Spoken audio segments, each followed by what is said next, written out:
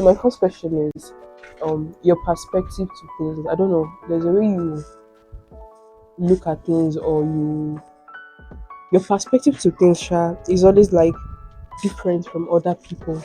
Is there like a reason for that, or it's just you? Okay, I think first of all, on my perspective about things and people and life generally, I don't think it's different. I don't think it's very much special, but it's just me, first of Mm, all. And I think it's the way I was raised. First of all, I always thank God for how I was raised, and I have also decided to raise myself as well. And, I grew up under a father that studied philosophy, mm, and as a result of that, I was exposed to deep truth about life, and it gave me a very wide perspective about life. And aside that, I also grew up in the church. When I say church, I was given very beautiful positions in church. Like at a mm, very tender age, at 13 years old, I became the president of the teens department, and so it gave me an opportunity to meet with other teenagers across mm, Lagos State. So most of the teenagers I was meeting, they were guys that were older than me, and we're going for fellowship, we're going for teachings, we're mm, going for mentorship programs, and it gave me an opportunity. Whenever we go for camping activities like that, they were exposing me to things that I felt like probably were older than me. yeah. But I think those were the things that shaped me. The word of God, most importantly, actually shaped me. How my dad used to talk about things in life, about things, some of the things he studied. He read a lot of philosophers. I know philosophers, the way they see life is always very different. And then Yeah. church, most importantly, church, and how that when we grew up knowing God. We grew up knowing the ways of Jesus and all of those things. So I think those were the things that actually shaped my perspective about life. Yeah. Okay, so you wanted to study law. Yeah. I mean, now you're studying mass communication. Do you still feel that if you have an opportunity, would you want to study law now? Okay, wow. So I think I've one time thought about this, Mm, why I wanted to study law, and I started connecting the dots to whether or not I really wanted to study law, or I just wanted to have this kind of face in the world whereby yeah. people see me this way. But I wasn't No. going to study law because I wanted to really fight for people like Yeah, that. It yeah, was never there. I saw how people were being how people faced a lot of injustice yeah, and a lot of things, and I was concerned for them. But I wasn't so concerned to the extent that I was going to stand up and start fighting for them. yeah, I could talk about it if you call me for stuff like that, but I wasn't proactive about these things. yeah. You understand? So and then law didn't come the first time. Law didn't come the second time when I tried it again. And then to be very honest, if you give me an opportunity to study law now, I'll still grab it for knowledge sake, honestly, just for knowledge sake. And it's just gonna be like a plus. You understand?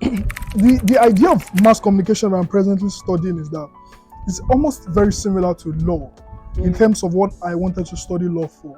mm, Because mass communication, before you can be a journalist, like mm, that's the end result. You grab.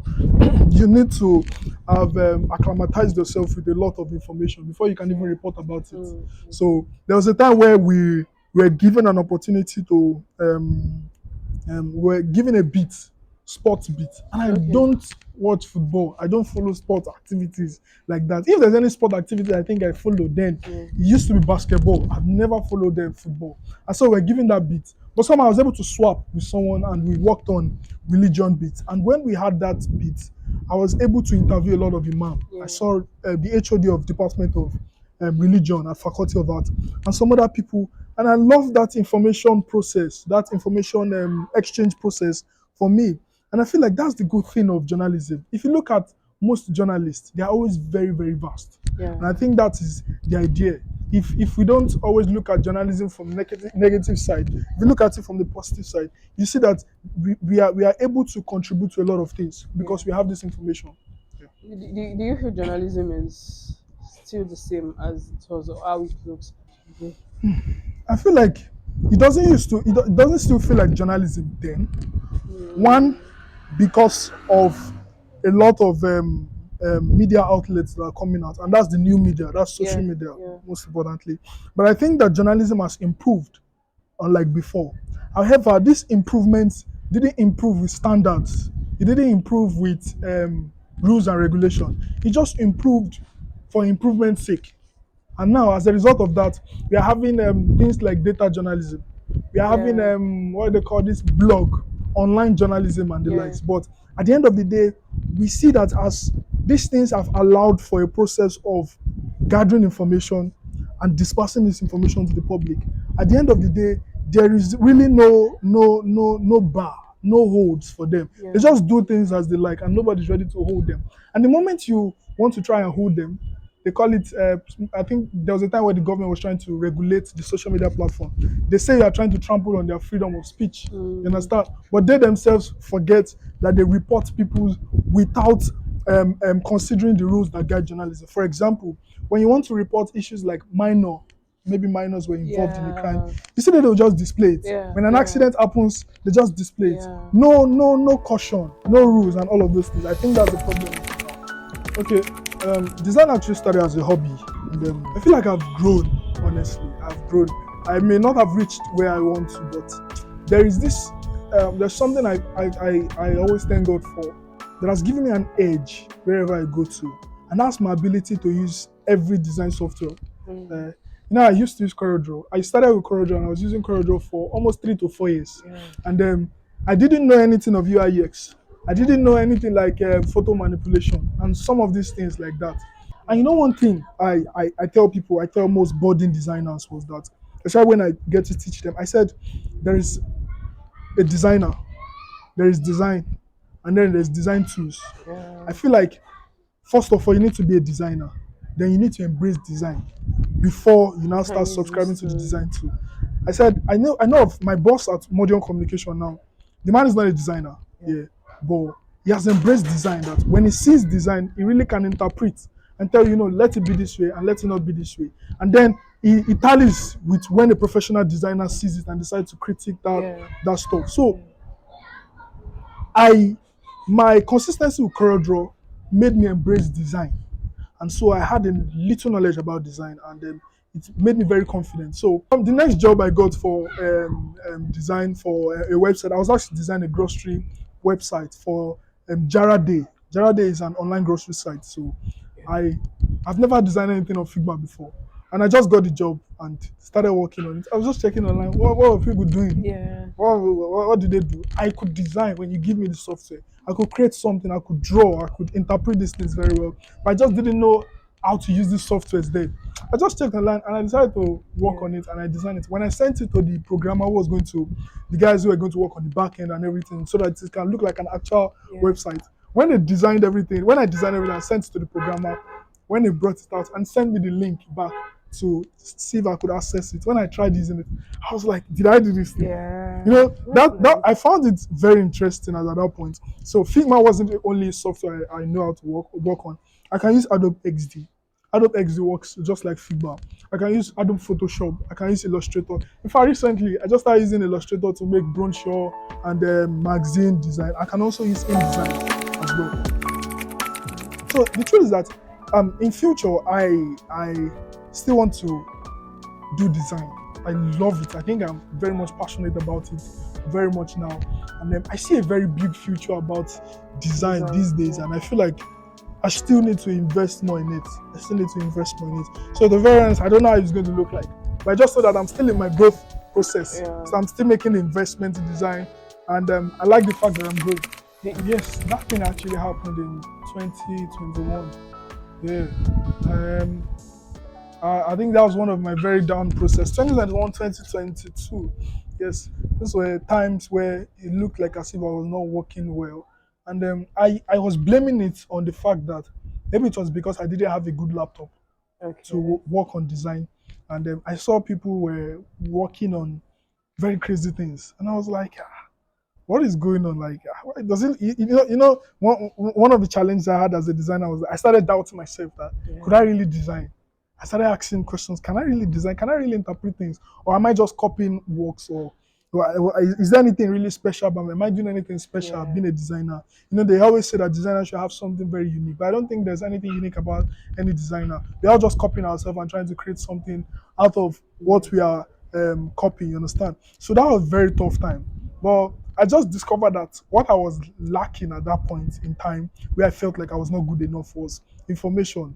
Information, yeah, and that was what actually motivated me into going to investing in an academy. And even till now, I still want to go to an academy, because when I went to Mentis, it was like as if, when you have a small candle inside of you and it's just Yeah. blowing fire like that, Yeah. and somebody now probably put a flamethrower on it, Yeah. and it just created that spark in me. And I feel like that's what every designer should do: invest in information, invest in education, honestly. In future, I really have a very big dream, Okay. and the dream is that, I know abroad we have design academies, and they Yeah. are not just, let's open a WhatsApp group and join free design training. Just join the Yeah. WhatsApp group. If you want Mm. to have masters class, pay 2K so that you can Mm. join my masters class. Masterclass. Like, I see designers do all of these things, and it's not very cool. Yeah. And you now see the likes of Jeniza, the likes of Yeah. Bentis, the likes of Mm. Guru Demi, and some very, very Yeah. smart, very beautiful schools like that that are outside. I thought about it. Why don't we have a design universities in Nigeria? Just like when you go to London, there's this particular school, they call it, I think, the Royal School of Arts and Culture, Yeah. and they teach design, digital art. So I thought, why don't we have a design university? Just like we have an art university, it could be maybe art and design combined, and we have a university like that in Nigeria, because design is such a big space that in Nigeria, I still feel like we're limited to only laptop, Yeah. Photoshop, and the likes. There's Yeah. a whole huge space for design. There's 3D, there's the design of phone, there's the design of banners and like that's graphic design. Then we have motion design and so And there is many. business to it. If There's you listen business, to the exactly. types like Rizzo and Yeah, Sony, I don't know if you've yeah, heard Sony, Sony. yeah, Yeah, those people like they talk about design. exactly. And Love writing. So talk about your writing. okay, for me, writing has always been a form of expression, and it's one of the ways that I try to keep myself busy, and it has always also been more like a friend to me. And these days, I don't publicize my writings, but I have a very active Medium page. So I posted the first one, a slice in a million. A slice in a million was trying to describe Togri in Lagos. Then Mm, I've been affected by the street Togri. So, and how that these guys disturb the environment and all of this. I tried to yeah. try to do a background check on some of these things, that these guys are not ultimately bad guys like that. That they're just Yeah. products of a dysfunctional home, Yeah. products of addiction, and so many Yeah. factors like that. And then the second one I wrote was ICU, intensive care unit. In fact, intensive care unit happens to be one of my beautiful stories, Yeah. because intensive care unit was only trying to, I don't think I even remember what intensive What care. is like? I Okay, think yes, I remember now. yeah. It was the story of a man who was affected by COVID, Yeah. a man who used to live abroad and then came to Nigeria, a man from the north, and came to Nigeria. And so while he was at that period in time, he began to have a trip down memory lane, and Yeah. begin having very deep thoughts about himself. And then I started trying to picture his past, some of Yeah. his mistakes, and all of those things. And I felt like that book was more like about reality. Sometimes it is only when we are on the sick bay, or when we're on the sick bed, or Yeah. probably when we're in situations whereby we just have like 10% bar to live. That is when we become very conscious about life. I think we don't need to wait till that time before we become conscious about life. And then the one I'm writing presently is comic writer. I'm writing comic writer now for like 2 years, Yeah. and I'm still in chapter 11, honestly. And comic writer is very beautiful.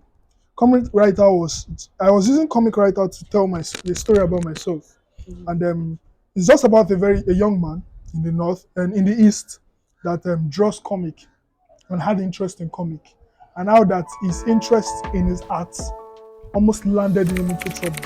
Looking forward, I really like to balance my writing and design, because I don't want to live a life where I'm just designing.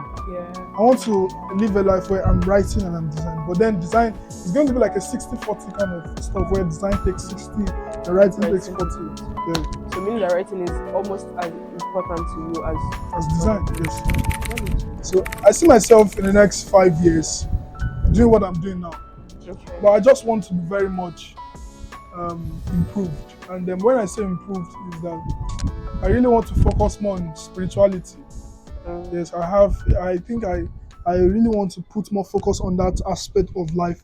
I see life as nothing. As much as I think life is very beautiful, but I don't just see anything around about this life that we should hold on to forever. Yeah.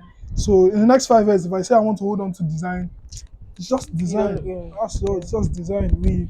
We make impact with these things. Yeah, it's good. All of these things are good. But then I still feel like I want to draw closer to God and have a perfect relationship with God. And then I feel like that's the most important thing for me at this point. At this point in time, back to when I used to think of myself of as I didn't know who I was at all. Mm. Was that very young fat boy in school, Yeah. very fat in school, like they always say. And I will just be in class. I don't read books. I Mm. don't write in class. They will just be teaching. I don't understand. But I knew I was a lot more than that. I was just drawing. In fact, they always complain to my mom that this boy, during test zero zero. The only thing I know was that if we were 36 in class, I will not come last. But you see that number 30, yeah, I will be there. I'll be there. So that was how bad it was for me then. But now, there's a very crazy self awareness that I have of myself. And it's so crazy that I'm in places and I just feel confident. Like, waiting won't happen. Anything I want to submit, we there. So that's the level of confidence that I have of myself. And it's as a result of self awareness. I see myself as you are good, I'm also good. When I know I'm not good, I'm going to submit myself to learn. That's the idea. So when I'm good at something, I don't now put myself on a level of humility where you now begin to worship me. You understand? So that's how I see myself. I see myself as being just very self-confident, and I just do my thing naturally. I don't like to watch people before I do things. Honestly, I don't like to watch before I do things. I just like to be real. Just like to be real. I think that's it. We are rounding up now, and because of we'll be linking his portfolio, not portfolio. I think it is Behance. You have Okay. Behance, his book, and all of that on in the description box, like they say. All right, thank you very much.